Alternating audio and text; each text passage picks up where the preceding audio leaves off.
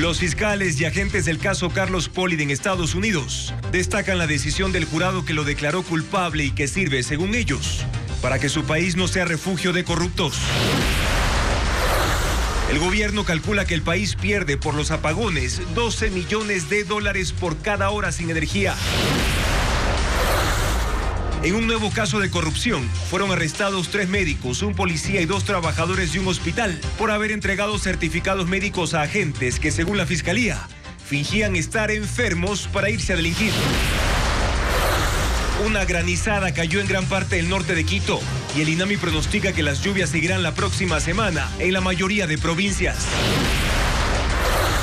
La vida cambió para los 14 alcaldes de El Oro tras el asesinato de 2 colegas la semana pasada y ahora cada uno es escoltado por 2 agentes policiales. Decenas de padres de familia buscan los mejores precios para comprar los útiles escolares y uniformes a sus hijos, cuando faltan 5 días para el inicio de clases en la región costa. El presidente de España, Pedro Sánchez, analiza renunciar por un caso de tráfico de influencias en el cual es investigada su esposa. Televistazo estelar con Juan Carlos Aisprúa.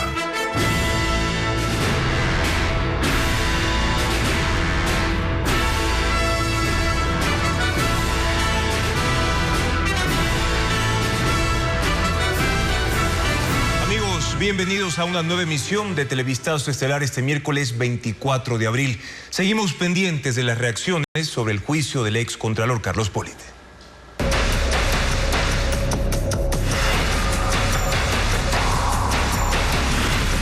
Pollitt, la caída de un corrupto.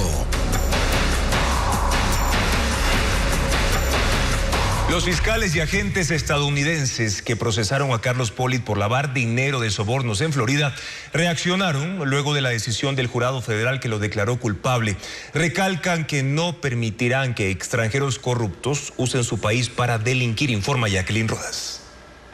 Las autoridades estadounidenses que procesaron al excontralor Carlos Pollitt, tras conseguir que lo declaren culpable de los 6 cargos presentados, reaccionaron mediante un comunicado del Departamento de Justicia. La fiscal general adjunta Nicole Argentieri, jefa de la División Penal del Departamento de Justicia de Estados Unidos, dijo: como Contralor General del Ecuador, a Carlos Ramón Pollitt Falloni se le encomendó proteger al pueblo del Ecuador del mal uso de los fondos públicos. En lugar de ello, Pollitt abusó de su posición como funcionario público al solicitar y embolsarse más de 10 millones en sobornos y luego lavar los fondos ilícitos en Miami. La División Penal está comprometida a garantizar que los Estados Unidos no sea un refugio seguro para los fondos ilícitos de funcionarios corruptos. Argentieri rechazó que Pollitt haya usado empresas de la Florida registradas a nombre de amigos y socios de su esquema criminal para cometer delitos. Mientras el fiscal federal del Distrito Sur de Florida, Mackenzie Lapointe, expresó que este veredicto es un recordatorio del firme propósito de su oficina de perseguir y enjuiciar a los extranjeros corruptos que traigan dinero sucio para comprar bienes raíces. También reaccionó Anthony Salisbury, agente especial de la Oficina de Investigaciones y Seguridad Nacional de Miami, encargado del caso.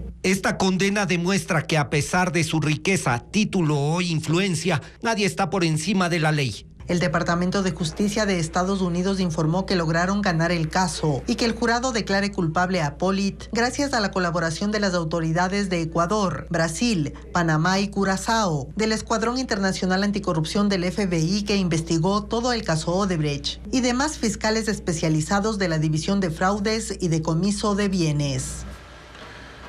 Y tras ser declarado culpable de lavado de activos por un jurado de Estados Unidos, la defensa de Carlos Pollitt apelará la decisión.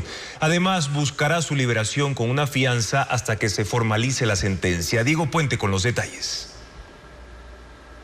La defensa del excontralor Carlos Pollitt apelará a la decisión de un jurado del Distrito Sur de la Florida, en Estados Unidos, que lo declaró culpable de 6 delitos, el lavado de activos entre ellos provenientes de sobornos. Desde ayer, Pollitt está en el Centro de Detención Federal, cerca de la Corte. Ahí permanecerá hasta la lectura de la sentencia a cargo de la jueza Kathleen Williams, que puede tardar legalmente hasta 45 días. Pese al pedido de la defensa de dejarlo en libertad, el fiscal Alexander Rammer dio 3 razones para llevarlo a prisión. Que Pollitt, que también tiene nacionalidad estadounidense, escapó de Ecuador antes de un proceso penal en 2017. que tiene una posición económica acomodada que facilitaría su fuga y que existe dinero que no se ha logrado rastrear. Por ejemplo, los $6 millones que un representante de Odebrecht le entregó en efectivo. Su defensa anunció que buscará pagar una fianza para que deje la prisión antes de la lectura de la sentencia. Pollitt se enfrenta a una condena que en el peor de los casos puede llegar a 100 años. Tiene dos opciones para evitar la ejecución de su sentencia.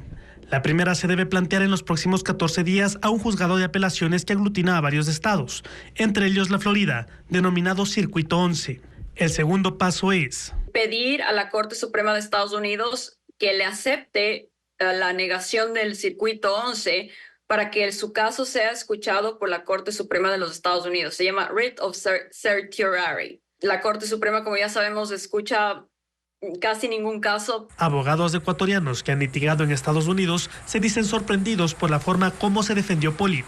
Primero se declaró inocente, invalidando así la posibilidad de negociar con la Fiscalía cargos más leves. Nunca pidió un plea agreement, es decir, entregar información a las autoridades que permita, entre otros, identificar a cabecillas de la organización delictiva. Esto podía reducir su tiempo en prisión. Pollitt en el juicio se acogió al derecho al silencio y no rebatió las acusaciones de los testigos y de la Fiscalía. La justicia en Estados Unidos solo otorga beneficios cuando hay acuerdos con la Fiscalía.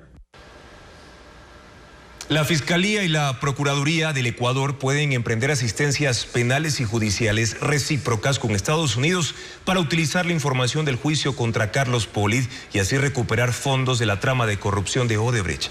Los hechos nuevos a investigar involucran a exfuncionarios del correísmo que no han sido procesados en Ecuador, informa Jacqueline Rodas. La información revelada en el juicio contra Carlos Pollitt en Estados Unidos puede usarla la Fiscalía en Ecuador para abrir investigaciones penales. La Embajada de Estados Unidos en Ecuador, mediante un comunicado, indicó que el país está comprometido en colaborar con el Ecuador para llevar a los criminales ante la justicia y que la cooperación internacional es clave en la lucha conjunta contra la corrupción y la impunidad. Entre los hechos nuevos a indagar está el supuesto pago de sobornos al exministro del Interior, José Serrano, al exsecretario de la Administración y hoy alcalde de Milagro, Pedro Solines, y al exsecretario jurídico Alexis Mera, identificado en la trama de corrupción de Odebrecht con el código Merenda. Los tres fueron funcionarios del gobierno de Rafael Correa. Otro hecho revelado en Miami fue la contratación dirigida de seguros para la hidroeléctrica Coca-Cola Sinclair a cambio de coimas. Primero tendría que la Fiscalía iniciar en sus tiempos una investigación y a través de una asistencia penal internacional traer esa información oficialmente al país y obviamente seguir los pasos que la Fiscalía considere que debe hacer. Santiago Terán fue el encargado de recuperar activos del Estado en el exterior durante la administración de Íñigo Salvador en la Procuraduría. Él explica que la Fiscalía puede avanzar a procesos penales y sentencias en Ecuador, pero además el Estado puede emprender acciones para recuperar fondos de la indemnización o incautación de bienes que la justicia estadounidense imponga al excontralor Carlos Pollitt. Hay instrumentos internacionales que lo permiten. La figura de cooperación judicial recíproca para recuperar activos. El Ecuador tiene que organizar todos los argumentos para poder presentarse ante Estados Unidos y también verificar que parte del dinero que puede haber sido encontrado allá es ecuatoriano. Sin embargo, Terán alerta que son procesos largos. 6 hombres, entre ellos 3 doctores, fueron detenidos en Guayaquil por entregar certificados médicos a policías que no tenían ninguna enfermedad. La Fiscalía sospecha que los uniformados usaban los días libres para delinquir. Investigan más de 30 casos. Entre los detenidos hay un policía en servicio activo capturado durante la formación, 3 médicos y 2 civiles del área administrativa del Hospital de la Policía Nacional, junto al cuartel Modelo en el norte de Guayaquil. En la red social X, la Fiscalía indicó que los operativos también se realizaron en Daule, Durán y San Borondón y que la Fiscalía investiga una presunta asociación ilícita para otorgar certificados médicos irregulares a personal policial. Son médicos de traumatología y neurología. Sus oficinas privadas también fueron allanadas. Ahí encontraron documentos, equipos electrónicos y dinero. En 5 meses de investigaciones, la policía y fiscalía descubrieron que agentes que no estaban enfermos pagaban entre $200 y $500 para conseguir certificados médicos y salían a delinquir con el pretexto de tener días de descanso, mientras sus distritos se quedaban desprotegidos. Serán procesados por asociación ilícita para el uso de documentos falsos, cuya pena es de hasta 5 años de prisión. Hasta ahora serían 30 los uniformados que se beneficiaron de estos permisos irregulares en la zona 8 conformada por Guayaquil, Durán y San Borondón.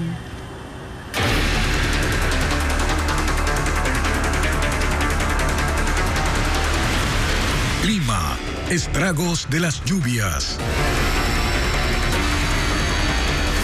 La alerta por lluvias, vientos y tormentas continuará hasta la primera semana de mayo, según el Instituto Nacional de Meteorología. ¿Cuáles son las provincias más afectadas? Valeria Navarro con el informe. La tarde de este miércoles una granizada sorprendió a los quiteños luego de una mañana calurosa y en el granizo hubo pepas de 2 y 3 centímetros. Las lluvias con granizo continuarán hasta la primera semana de mayo en la sierra. El Instituto de Meteorología emitió un nuevo aviso que incluye tormentas de intensidad media y alta. En Esmeraldas, Santo Domingo, al norte de la provincia de Los Ríos y al este de Manabí, las lluvias serán constantes pero no intensas. En la Amazonía se concentrarán en zonas específicas y dependerán del viento. Desde Brasil continúan llegando corrientes de aire húmedo. Que llueva en los embalses para la generación energética es probable, pero se requerirá de al menos 15 a 20 días de lluvias intensas para que se llenen. Y el INAMI afirma que mayo será un mes de transición de días lluviosos y días secos. Y hay consecuencias de las intensas lluvias en Riobamba, Cuenca, Sucúa y también en Tulcán. Los principales problemas se generan por las inundaciones. Vanessa Robles con las imágenes. En Chimborazo las lluvias colapsaron el sistema de alcantarillado, inundando 16 barrios en Riobamba. En el sector de La Dolorosa, los vehículos quedaron atascados. En el barrio Pucará, el agua alcanzó los 50 centímetros e ingresó a las casas dañando enseres y muebles. 40 bomberos de 3 cantones y 20 empleados de la empresa de agua potable trabajaron por 5 horas para evacuar el agua con bombas de succión y usando herramientas para destapar el alcantarillado. En Carchi, personal médico sacó con escobas el agua que había ingresado hasta el pasillo del Centro de Salud número 1 de Tulcán. La lluvia también se filtró por las ventanas y el tumbado. En el centro del cantón, se taparon los sumideros y alcantarillas. El agua ingresó a las viviendas e inundó las vías Julio Robles y Chaupi Cruz. Después del colapso de un puente en Sucúa, Morona, Santiago, los bomberos recuperaron el cuerpo de una de las 2 mujeres desaparecidas, tras la caída de una camioneta con 13 pasajeros al río Upano. La tragedia ocurrió la mañana del martes 23 de abril y ya suman 6 fallecidos. Las lluvias y el deterioro de la estructura provocaron el desprendimiento de uno de los cables del viaducto colgante, pero la búsqueda de la segunda mujer continúa. Bastaron 20 minutos de lluvia en Cuenca para que el agua alcance los parterres del centro histórico. Tras un mes de sequía, el INAMI pronostica alta probabilidad de lluvias y tormentas eléctricas en el Austro hasta el 28 de abril.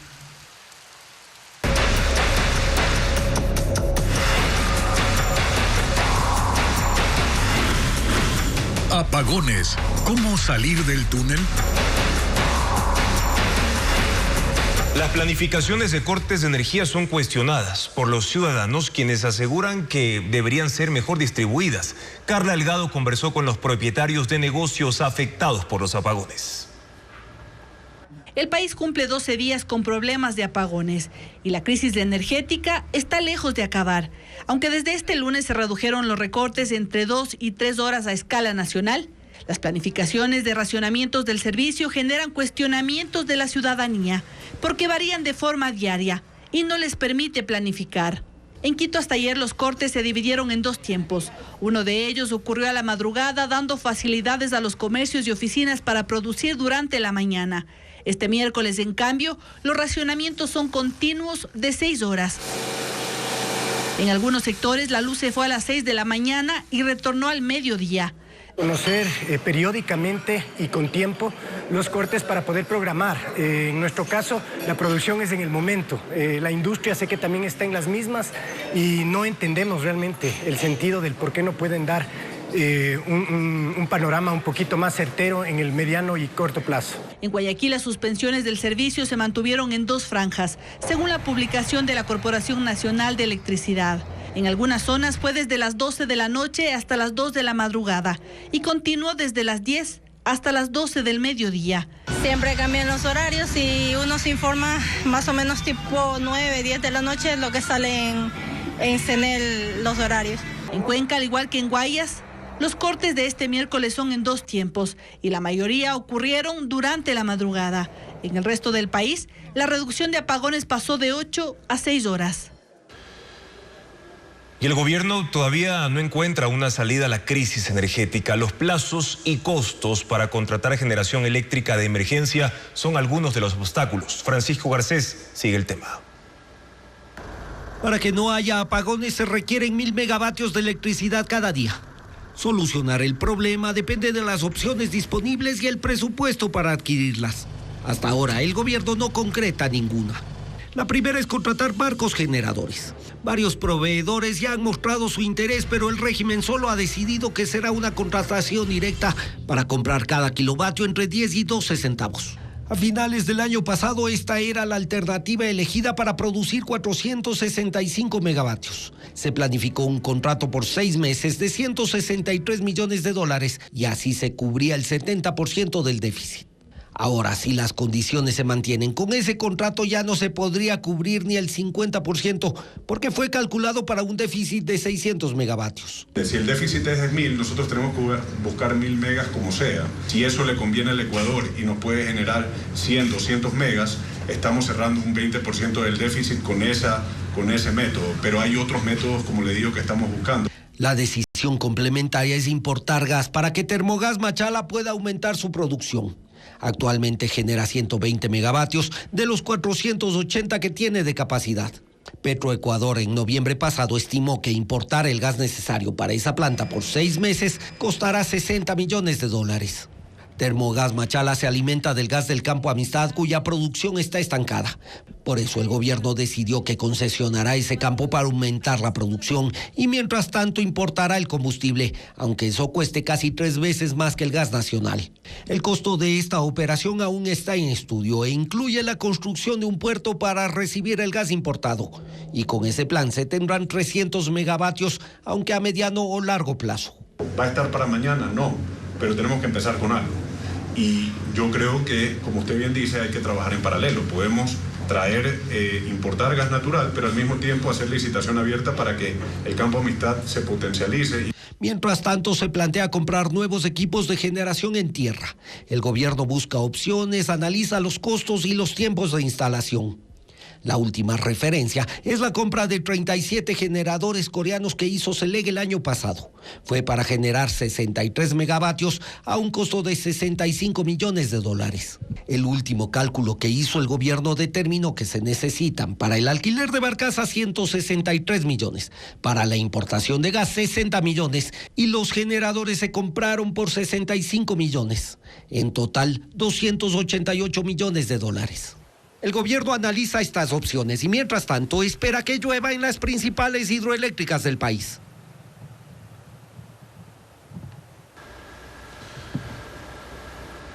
Y precisamente Ecuador registra pérdidas por $72 millones al día debido a los cortes de electricidad. Adriana Bermeo asistió al tercer informe del Ministerio de Energía. Las pérdidas por cada hora sin energía eléctrica ascienden a $12 millones y por día la cifra es de $72 millones, mientras los cortes duren 6 horas según los cálculos del gobierno nacional. El dato se conoció la tarde de este miércoles en el tercer informe del ministro de Energía encargado, Roberto Luque. El titular de la cartera de Estado informó que hasta el momento se ha llegado a un acuerdo con el sector minero privado para que deje de consumir por 60 días 33 megavatios. Se priorizó, según dijo el ministro, la asignación de fondos para la instalación de 37 unidades de generación nuevas para producir 63 megavatios en las centrales de Quevedo y de Santa Elena. Ayer se presentó la llegada de altos caudales, alta concentración de sedimentos en Coca-Cola Sinclair y tuvimos que parar la operación por 12 horas.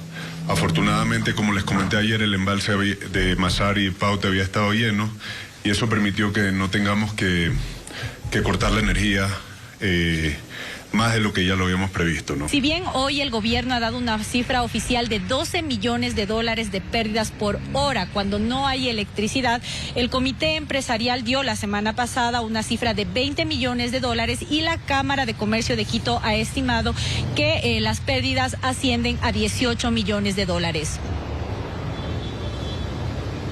En pantalla tienen el código QR para que mediante su teléfono celular puedan ingresar a ecoavisa.com y conocer los horarios de los cortes de energía en todas las provincias. En algunos cantones, recuerden que los racionamientos comienzan desde la medianoche. En nuestra página web también encontrarán noticias relacionadas con la situación energética en Ecuador, las últimas decisiones del gobierno y los funcionamientos también en varios servicios. Las bancadas de Construye y el Partido Social Cristiano presentaron en conjunto un pedido de juicio político a la exministra de Energía, Andrea Robo. El proceso recién podría tratarse el próximo año. Por eso en el Legislativo buscan cómo fiscalizar la crisis eléctrica. Patricio Díaz informa. Ana Galarza y Jaime Moreno de Construye, junto al social cristiano Vicente Tallano, presentaron este miércoles un pedido de juicio político contra la exministra de Energía, Andrea Robo. La acusan de inoperante, negligente e irresponsable por la crisis energética que vive el país. La responsabilizan de no ejecutar el mantenimiento de las centrales hidroeléctricas y térmicas. Según ellos, ofreció contratar energía adicional, pero no lo hizo. Más bien canceló una disposición en ese sentido a la empresa eléctrica Quito. Por eso piden su censura. Si es que esto fue un tongo del gobierno para lavarse las manos por no haber tomado las medidas necesarias para evitar que el país esté a oscuras, este juicio político podrá develar los verdaderos motivos de qué fue lo que nos llevó a que el país esté sin energía. El pedido pasa al Consejo de Administración Legislativa para su calificación. Si cumple los requisitos, es enviado a la Comisión de Fiscalización. Sin embargo, ahí están pendientes otros 8 juicios. Por eso su trámite recién sería el próximo año. Ante esto, los legisladores creen que hay que hacer algo inmediato para investigar las causas de la crisis energética. El correísmo pidió que lo haga la misma Comisión de Fiscalización encabezada por una de sus legisladoras. La sesión se suspendió y la decisión quedó pendiente. El Partido Social Cristiano prefiere, en cambio, que se conforme una comisión ocasional para que haga ese seguimiento. Que de manera técnica pueda pedir explicaciones y se dedique exclusivamente a eso, y que en 30, en 45 días, no más de aquello, le dé al país una respuesta clara de lo que pasó. Mientras eso se define, este jueves en el Pleno se tratará también el tema, pero en el marco del juicio político contra el exministro de Energía, Fernando Santos, acusado de la crisis energética anterior, la de hace menos de un año, la de 2023. El presidente del gobierno español, Pedro Sánchez, plantea la posibilidad de renunciar. Una investigación contra su esposa por tráfico de influencias lo ha obligado a cancelar su agenda pública hasta el lunes de la próxima semana, cuando anunciará su decisión. El informe con Pedro Jiménez. Para el presidente del gobierno español, Pedro Sánchez, la renuncia es una posibilidad en momentos en que un juzgado de Madrid anunció la apertura de diligencias contra su esposa Begoña Gómez por un caso de tráfico de influencias y corrupción en los negocios. Será investigada por supuestas gestiones para beneficiar a un grupo empresarial con el contrato para la administración de una aerolínea rescatada por el gobierno tras la crisis por la pandemia. Sánchez culpa al derechista Partido Popular y al ultraderechista Vox de perseguirlo. El caso contra la esposa de Sánchez surge de otras investigaciones y denuncias que apuntan al gobierno y a personas cercanas. Y los partidos de oposición le exigen al presidente que comparezca para dar explicaciones que dicen son necesarias y urgentes. La auténtica autoría de esta moción. Sánchez llegó a la presidencia del gobierno en 2018 cuando ganó una moción de censura contra el entonces presidente Mariano Rajoy y ha sido reelecto por los acuerdos alcanzados en la legislatura. Según lo planteado hoy, el próximo lunes anunciará su decisión, que bien podría ser la renuncia, con lo que el Congreso tendrá que llamar a sesiones para la investidura de un nuevo presidente, o bien esperar hasta finales de mayo para convocar a nuevas elecciones, o incluso cabe la posibilidad de que se someta a un voto de confianza en el Congreso. Hamás publicó un video de un rehén israelí estadounidense. Es la primera prueba de vida del joven de 23 años raptado el 7 de octubre del año pasado y que desató manifestaciones para exigir la liberación de todos los secuestrados. Merly González con más detalles. Sentado con el cabello corto y la mano izquierda mutilada por la explosión de una granada el mismo 7 de octubre durante el ataque terrorista de Hamás, es como se muestra a Hersh Goldberg Polling después de 201 días en cautiverio. La milicia palestina publicó este video. El joven de 23 años acusa al gobierno de Israel de abandonar a los rehenes y continuar con operaciones militares ineficaces, y afirmó que unos 70 secuestrados habían muerto en la campaña de bombardeos israelí. Es la prueba de vida de Hersh, un israelí estadounidense capturado durante la incursión de Hamás en el festival de música cerca de la frontera con Gaza. Sus padres han publicado un testimonio dando gracias porque está con vida y piden más esfuerzos para la liberación de los 129 secuestrados que siguen en manos de Hamás. Sean valientes, aprovechen este momento y lleguen a un acuerdo para reunirnos todos con nuestros seres queridos y poner fin al sufrimiento en esta región, dice el padre. El video del rehén desató una nueva ola de protestas en Israel. Decenas de personas llegaron hasta una sinagoga en Jerusalén, donde estaba el ministro de Seguridad Nacional, para exigir nuevos acuerdos. Otro grupo fue hasta la residencia de Benjamín Netanyahu. Algunos encendieron hogueras en la vía y al menos 2 personas fueron detenidas. El descontento contra Netanyahu por el manejo de la guerra está creciendo en Israel, donde las manifestaciones se producen a diario. A 5 días del regreso a clases en la costa, los padres buscan útiles escolares y uniformes para sus hijos. Cotizan listas de entre 30 y 40 artículos, pero aseguran que los precios están iguales o más altos que el año anterior, como lo informa Luis Alfredo Zúñiga. Este es el panorama en los locales de venta de útiles escolares, uniformes y calzado en la costa. Padres de familia apresuran la compra de artículos que necesitan sus hijos, buscando los mejores precios. Quieren que no salga más caro que el año anterior. Los zapatos, 2 uniformes que le piden de diario, el de educación física, la mochila, todo esto, sí, unos 250 se está gastando uno.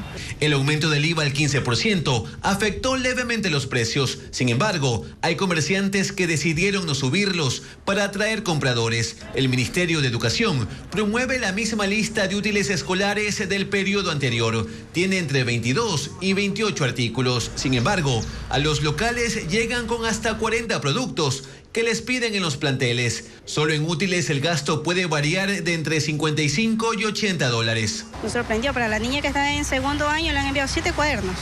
Esta es la cotización más económica que halló una madre en Guayaquil para su hija que está en 5º grado, sin contar la mochila que bordea los 30 dólares. Entre los productos hay 5 cuadernos por 7 dólares, 3 plumas por $1, 3 lápices por $1.20, una caja de lápices de colores, $2, una caja de témperas a $3, un juego geométrico a $1.35, una caja de marcadores a $1.50, una goma $1.25, 2 pinceles $1, una tijera $2, un borrador 40 centavos, un sacapuntas 30. Esto suma $52.20. Hay que aumentar el precio de hojas de papel, cartulinas, un compás, marcadores permanentes, carpetas, calculadora y más. Otro gasto ineludible son los uniformes y los zapatos. Hay locales en la costa que venden el uniforme del diario en $40, al igual que el de educación física. Si son 2 uniformes, también son 2 pares de zapatos que se cotizan $60. Que se optimice la lista de útiles, apoyado de una renovación tecnológica en las unidades educativas, es lo que piden los padres. Tras los asesinatos de los alcaldes de Ponce Enríquez y Portobelo, los 14 alcaldes de El Oro ahora cuentan con protección policial. Su permanencia dependerá del peligro que enfrente cada uno, como lo reporta Fabricio Lapo. Este martes, por primera vez, los 14 alcaldes de El Oro asistieron a una sesión por el aniversario de provincialización con custodia policial. Cada uno ingresó escoltado por 2 policías civiles que portaban fusil y pistola a un hotel de Machala. Ocurre una semana después de los asesinatos del alcalde de Camilo Ponce Enríquez, José Sánchez, y el de Portobelo, Jorge Maldonado. La escala de violencia que enfrentan los funcionarios motivó al gobernador de El Oro, Jimmy Blasio, a asignarles custodia a todos. Hay un cambio radical en nuestro estilo de vida como administradores de cada uno de los cantones, ¿no? Una situación bastante difícil, bastante crítica.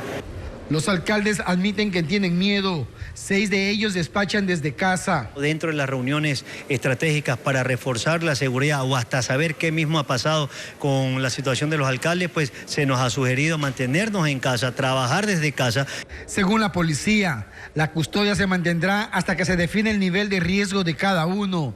Si es alto, no será retirada. La Asociación de Municipalidades del Ecuador, AME, ha pedido desde el viernes pasado una reunión con el presidente Daniel Noboa y el ministro de Gobierno para definir estrategias de seguridad en los cantones más violentos. Incluso, ayer esperaba aprovechar la agenda del mandatario en Machala para concretar el encuentro, pero no hubo respuesta.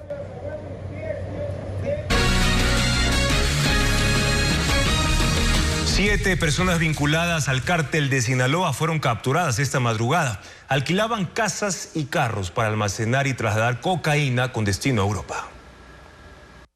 Esta foto encontrada en junio de 2013 en el celular del narco y ex capitán del ejército ecuatoriano Telmo Castro, quien fue asesinado en 2014, muestra a la izquierda a José Aguilar, considerado por el Estado como objetivo de alto nivel.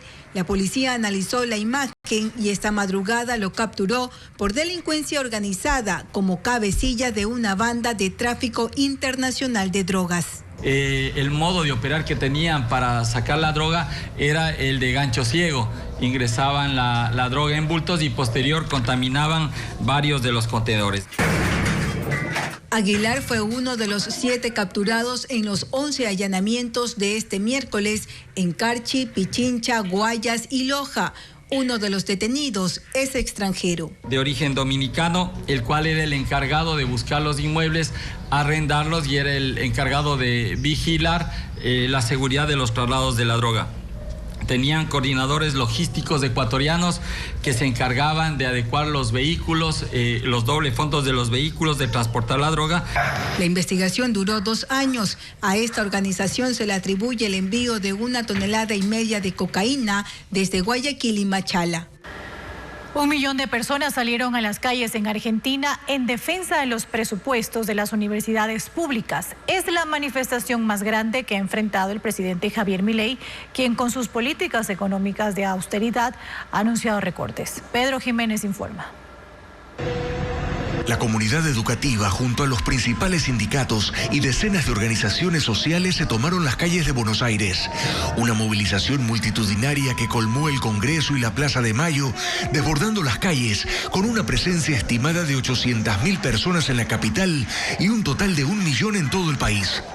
Neuquén, Córdoba, Santa Fe y Mar del Plata son otras ciudades en las que el respaldo al llamado del Frente Sindical de Universidades fue masivo.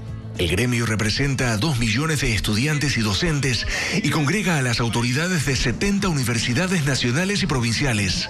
Estuvieron también el ex candidato a la presidencia, el opositor Sergio Massa, y dirigentes del kirchnerismo.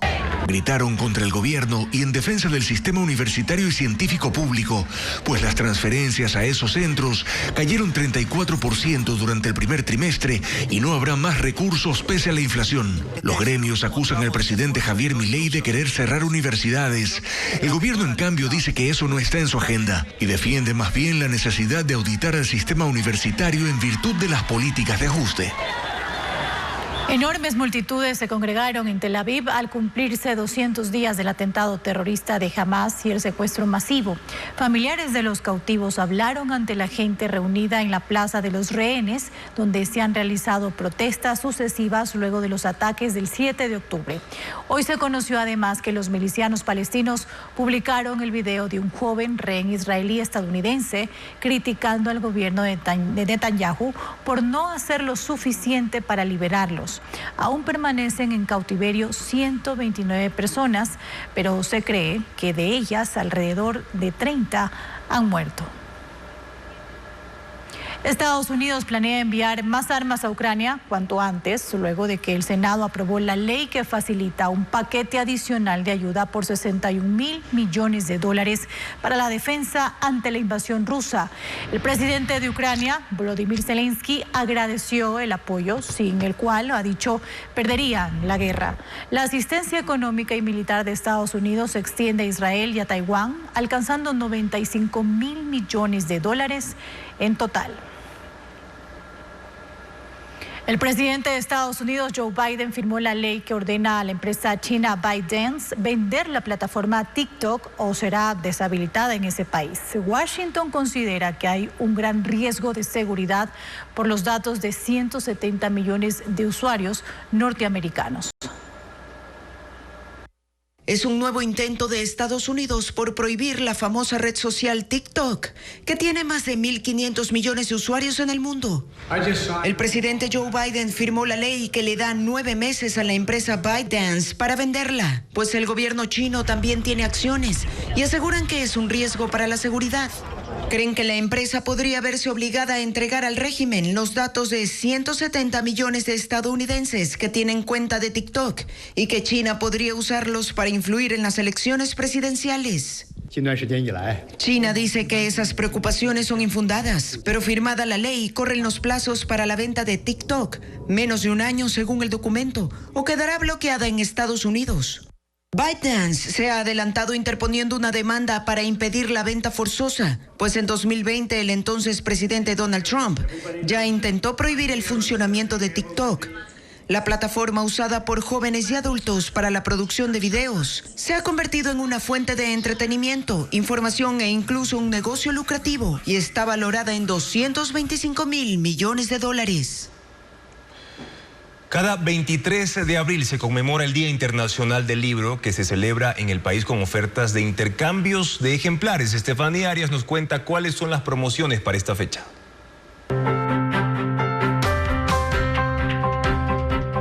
En cada uno de estos pasillos hay un cuento que leer o una historia que contar. Cualquiera de las dos son válidas. Por eso, por el Día Internacional del Libro, que se conmemora cada 23 de abril, en honor al fallecimiento de William Shakespeare y Miguel de Cervantes, las librerías del país han alistado ofertas y actividades para impulsar la lectura. Mr. Books instaló en sus locales a escala nacional un stand con 600 textos de distintos géneros, con el 20% de descuento. También, solo por este 23 de abril, celebran la leyenda de San Jordi, que narra el valeroso acto del caballero que salvó a una princesa de un dragón. Algo similar realiza Librimundi. La promoción del 20% es solo este martes. En la librería española, la oferta es del 10% en los ejemplares en español y 15% en los en inglés. En La Madriguera, en el norte de Guayaquil, la promoción será durante toda la semana, el 10% en mercadería seleccionada, y el sábado 27 habrá un intercambio de libros de 13 horas a 14 horas. En Quito, en Conde Mosca, también mantendrá hasta el domingo 28 el 40% de descuento en sus dos locales, porque un libro siempre será el mejor compañero del lector.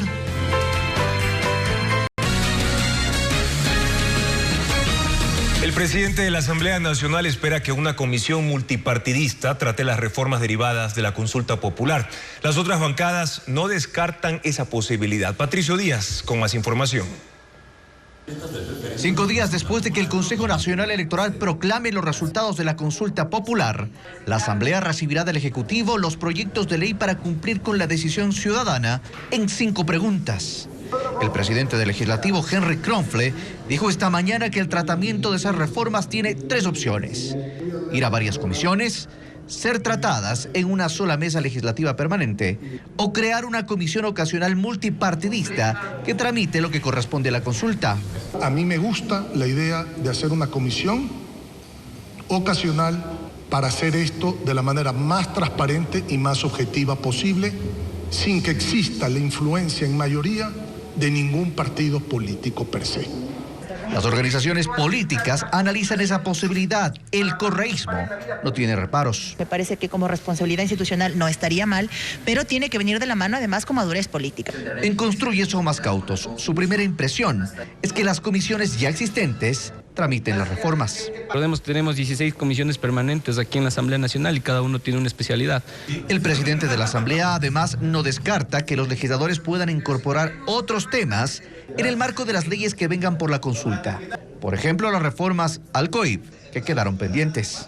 Si mañana se incorpora algo en donde no hay un consenso de mayoría, esa votación se tiene que manejar absolutamente independiente en la mecánica.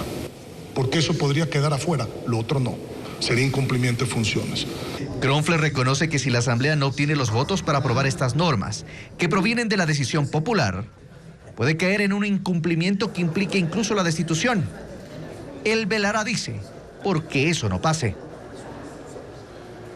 El sí ganó en el exterior en las 11 preguntas de la consulta popular y referendo. Hasta en Europa, que es otro territorio considerado bastión de la revolución ciudadana, los ecuatorianos apoyaron incluso las 2 preguntas en materia económica. El voto migrante se convirtió en una derrota más para el correísmo. Luisa María Heredia con el análisis. Los ecuatorianos que residen en el exterior sí le dieron un respaldo total al presidente Daniel Noboa. El voto migrante aprobó incluso los 2 planteamientos económicos del arbitraje internacional y el trabajo por horas, que rechazaron quienes viven en el país. En la circunscripción de Canadá y Estados Unidos, por ejemplo, ya con el 100% de las actas escrutadas, se evidencia que en la pregunta D se impuso el sí. Obtuvo el 63,9% de los votos y en la E, en cambio, el sí alcanzó el 63,1%. En América Latina, el Caribe y África, donde se ha procesado el 92,5% de las actas, el sí también gana en la pregunta D con el 57,5% de los votos y en la E con el 56,4%. En tanto que en la circunscripción de Europa, Oceanía y Asia, que hasta el cierre de este informe tenía el 98,4% de las actas escrutadas, en la pregunta D se impuso el sí con un 52,1% y en la E también con el 50,9%. Aunque el margen allí es menor, sigue siendo un triunfo para el oficialismo y una derrota más para la revolución ciudadana, algo que no había pasado antes. El voto migrante previo a los comicios del domingo siempre había estado a favor del correísmo, sobre todo en Europa, Oceanía y Asia, donde el electorado es más grande. Y en 19 provincias ya terminó el procesamiento de actas de la consulta popular. Valeria Navarro sigue el proceso de escrutinio.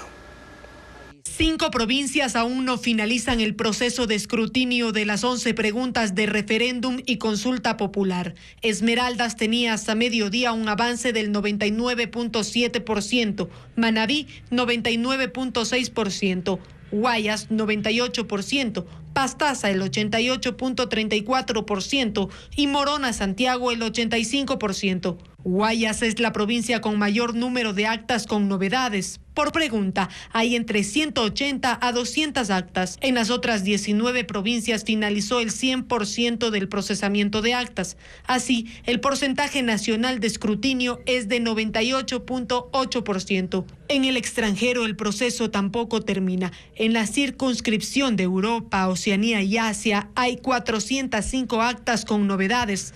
En Canadá y Estados Unidos 278 y en Latinoamérica y el Caribe 31.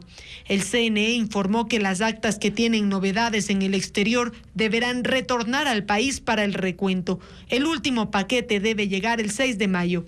Una vez que finalice el escrutinio, el CNE proclamará inmediatamente los resultados. Entonces se abrirá un periodo para que las organizaciones políticas presenten reclamos. Ingresen con su teléfono celular al código QR, ahí lo tienen en pantalla y pueden acceder a ecuavisa.com para conocer más detalles sobre los resultados de las 11 preguntas de la consulta popular y referéndum del domingo. En nuestro portal web también tendrán noticias y análisis sobre la jornada electoral. En Quito hubo allanamientos por el caso Pantalla durante la madrugada. La Fiscalía investiga tráfico de influencias durante el fallido concurso de jueces para la Corte Nacional de Justicia en 2023. Paul Romero con el informe. Ahora llega el caso Pantalla.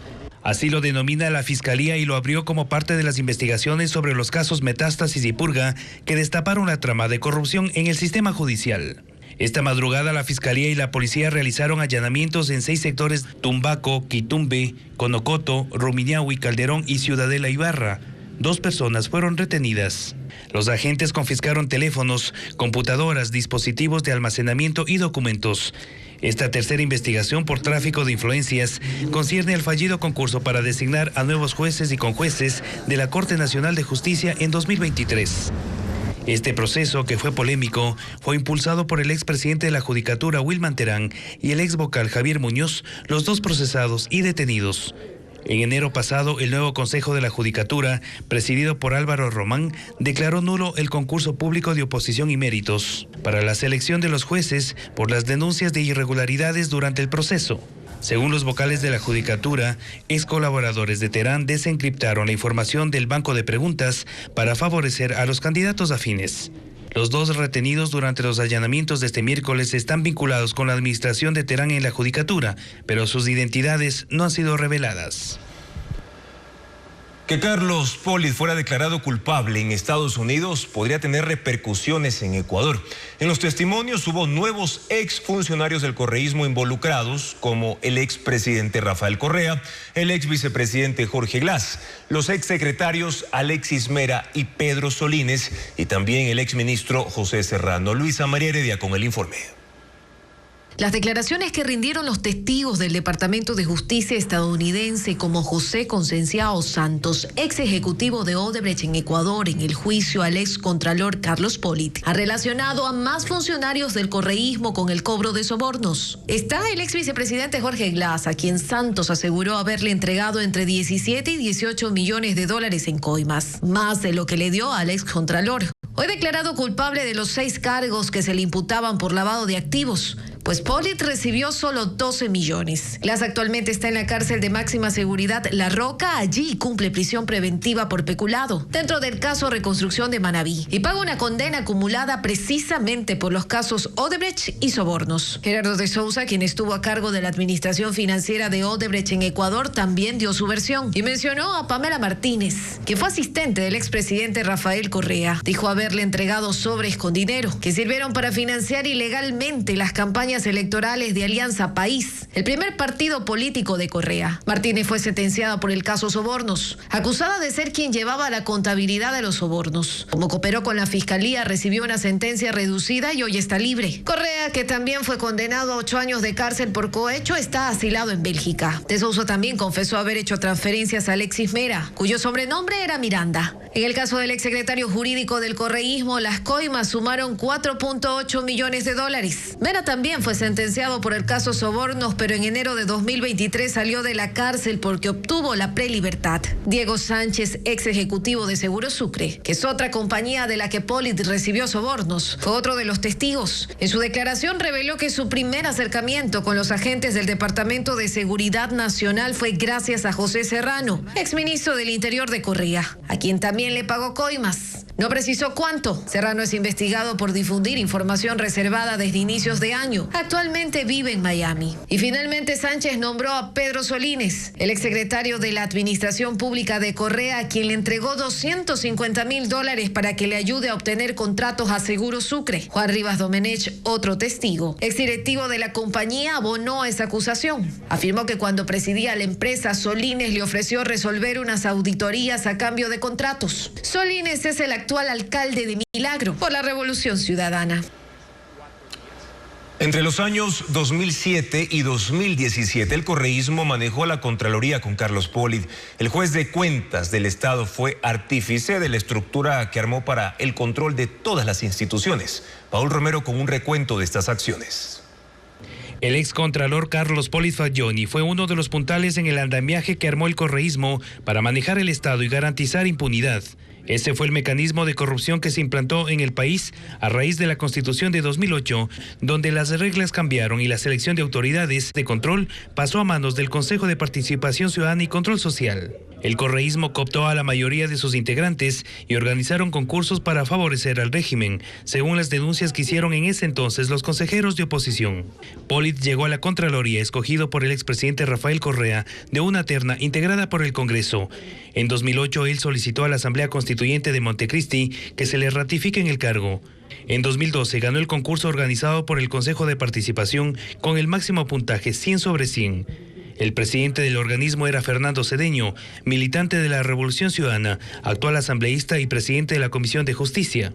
Cedeño fue antes vicepresidente del denominado Quinto Poder y en su gestión se designó a otras autoridades claves del Estado, entre ellas el exfiscal Galo Chiriboga, otro puntal de la estructura del correísmo, quien liberó de culpa a los implicados en la trama de corrupción del caso Odebrecht, como Jorge Glass y el mismo Pollitt, entre otros. ¿Saben qué sabemos del caso Odebrecht? ¿Saben? Yo sí sé. Sé quién es el corruptor. Es Odebrecht. Ya lo sabemos. Así es que hemos avanzado. Ya sabemos que ellos son los corruptores. Ese Consejo de Participación nombró a las autoridades que controló el correísmo como procurador, Consejo Nacional Electoral, superintendentes, vocales del Consejo de la Judicatura, todos afines a la Revolución Ciudadana. En 2018 el correísmo perdió el control del Consejo de Participación con la consulta popular impulsada por el expresidente Lenín Moreno. Desde entonces no cesa en su intención de asumir el dominio de esta institución. A pesar de que las lluvias han permitido que los embalses Amalusa y Soplador alcancen su nivel mínimo para operar al 100%, las 3 hidroeléctricas de Azuay fueron apagadas desde las 11 de la mañana de hoy para que el caudal siga aumentando. Mazar es la única que aún necesita 2 metros más de agua. Diego Cuenca actualiza el panorama en estas zonas.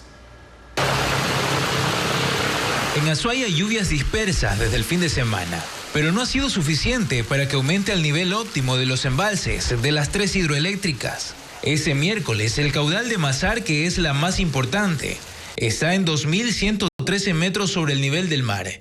Le falta 2 metros para llegar a los 2.115, el nivel mínimo para que sus operaciones se mantengan al 100%. A pesar de la escasez de agua, desde las 2 de la madrugada, esa central volvió a funcionar con las 2 turbinas, que generan 170 megavatios. Es decir, su operación se normalizó, pero a las 3 de la madrugada, por disposición del SENACE, nuevamente apagó una turbina y desde las 11 de la mañana dejó de generar energía por completo.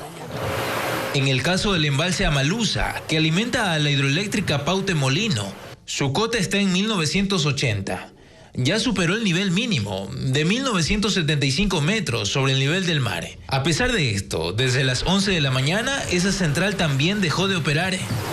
Mientras el caudal de la central Sopladora, la cota actual es de 1.315 metros sobre el nivel del mar. También superó la mínima, que es de 1.312. Pero también dejó de operar desde las 11 de la mañana. El cese de operaciones busca que el nivel del agua se recupere más rápido. Con estos cambios, la central Mina San Francisco, que se ubica entre la provincia de El Oro y Azuay, está cubriendo la generación eléctrica de este miércoles, con solo 95 megavatios por hora para el sur del país.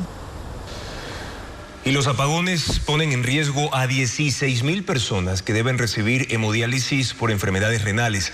¿Cómo hacen las clínicas ahora para continuar los tratamientos? Carla Delgado con el reporte. La crisis energética para los grupos vulnerables se torna traumática. Es el caso de los pacientes con enfermedades renales. Son 16.000 en el país, que sufren de la reprogramación constante de citas y disminución en la calidad del tratamiento por los cortes de luz, como lo afirma el representante de la Asociación de Centros de Diálisis del Ecuador, que agrupa a más de 100 clínicas. Y en el momento de que entra en funcionamiento el generador, siempre hay esa pausa, ese intervalo, en donde si hay problemas con la máquina de diálisis por este cambio de energía, se para, se colapsa, se daña. El problema de los pacientes se agrava por la alteración del tiempo en el cual deben permanecer conectados a estas máquinas que extraen el exceso de agua y otros elementos que desecha el organismo para que los riñones no dejen de funcionar. El paciente, si no se realiza el tratamiento de 4 horas, no logra eliminar el 100% de las toxinas que el riñón artificial le está eliminando de su organismo. Olger acompaña a su madre a las terapias 3 veces por semana. Desde que empezaron los cortes, les han cambiado los horarios de las citas y ellos viven a 2 horas de Quito. Tocó reprogramar, según dijo el doctor, que había que reprogramar. Pero nos estuvieron esperando aquí, todos los pacientes estaban enojados. Nos hacen madrugar demasiado, mi mami no puede madrugar mucho. Catalina es otra paciente con enfermedad renal. Ella recibe el tratamiento desde hace 12 años. Y en este momento no sabe cómo organizar el tiempo entre su trabajo y la atención que debe dar a su salud. Me han llamado la atención, me han dicho que no puedo faltar cuando yo quiera. Nosotros también tenemos nuestro tiempo, no podemos organizarnos entre el horario de la clínica cuando hay luz y cuando no hay luz, con nuestro tiempo en casa o en trabajo o en estudios. Se suma el gasto adicional que deben hacer los centros para garantizar la atención a los pacientes. Una problemática que apenas empieza y que por ahora no se avisora una pronta solución. Al menos $75.000 de pérdidas al día sufren los 172 locales comerciales en la vía Balvanera-Payatanga-Bucay, cerrada desde el domingo por deslizamientos. Ángel Pilatuña informa además que el costo de traslados de productos agrícolas hacia la costa se ha triplicado.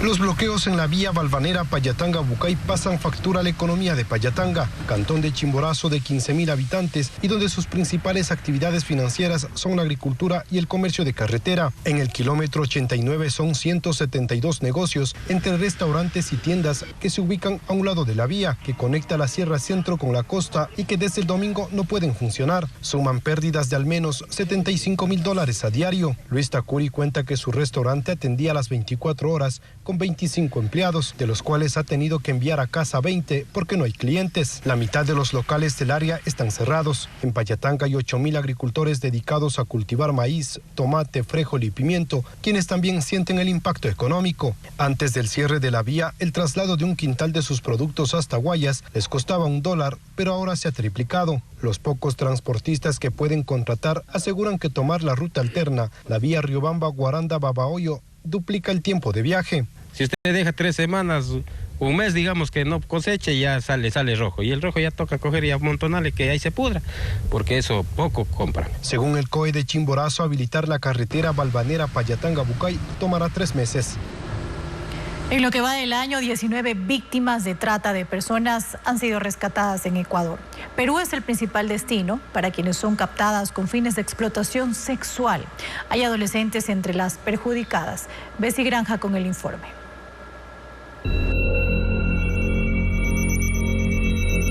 «27 trochas o caminos irregulares fueron identificados por las autoridades en la frontera sur, en Huaquillas. La policía asegura que allí las organizaciones Los Lobos, Choneros y Chone Killers están detrás de la movilización forzada de las víctimas de trata de personas con fines de explotación sexual, lo que a su vez incrementó la violencia por la pugna sobre el control de este territorio. Un informe de la Organización de Estados Americanos, OEA, estima que el 84% de los migrantes venezolanos sale de forma irregular por esta frontera, donde mafias los extorsionan, lastiman o esclavizan para la prostitución, explotación laboral u otros fines. Entre los casos más recientes, consta el que ocurrió el pasado 14 de abril, cuando una adolescente ecuatoriana y otra de Venezuela fueron localizadas en Tumbes, en territorio peruano. Ambas huyeron de una casa de acogida con engaños de sus captores que pretendían explotarlas sexualmente. Estadísticas policiales detallan que este año se rescataron a 19 víctimas de este delito y hubo 6 detenciones. A inicios de 2024, la policía de Perú rescató a más de 40 menores de edad en Lima, la mayoría de Venezuela, y desarticuló a la banda Los Hijos de Dios, vinculada a la organización El Tren de Aragua, que según información de inteligencia militar y policial, también tiene presencia en la frontera sur de Ecuador. Una obra de teatro clown llega a la Casa de la Cultura Núcleo Azuay. Y en Quito, más de 90 músicos protagonizarán un concierto de rock sinfónico en la Casa de la Música. Estefanía Arias con la agenda cultural.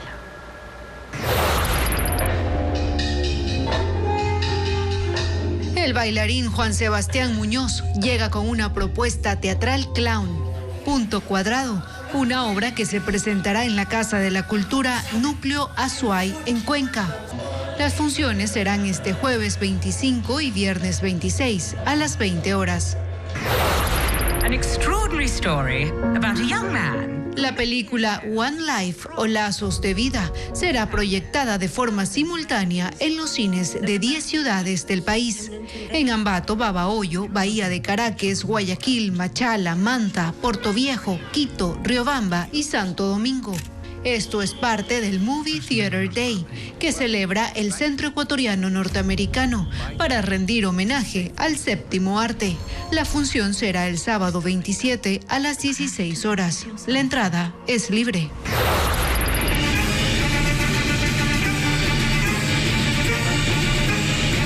Una noche con más de 90 músicos en escena que recorrerán los grandes clásicos del rock and roll.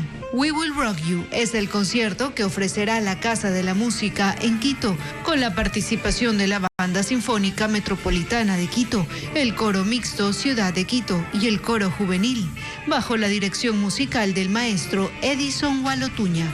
El espectáculo será este viernes 26 a las 19:30. Y pese a que continúan las lluvias, el INAMI prevé para mañana jueves índices de radiación ultravioleta entre alta y muy alta. En provincias como Manabí, Esmeraldas, Pichincha y también en las Islas Galápagos y otros territorios de la Amazonía, se recomienda evitar la exposición prolongada al sol entre las 10 de la mañana y las 3 de la tarde. Gracias por su sintonía y confianza de siempre, amigos. Pero las noticias continúan mañana. En contacto directo estarán Andrés Moreta, especialista en Derecho Administrativo y Contratación Pública, para analizar cómo funcionó el mecanismo de corrupción instaurado por el Correato en la Contraloría. También Francisco Jarrín, presidente de la Cámara de Industrias de Guayaquil, sobre el aporte del sector privado en la generación eléctrica. Gracias por habernos acompañado. Buenas noches.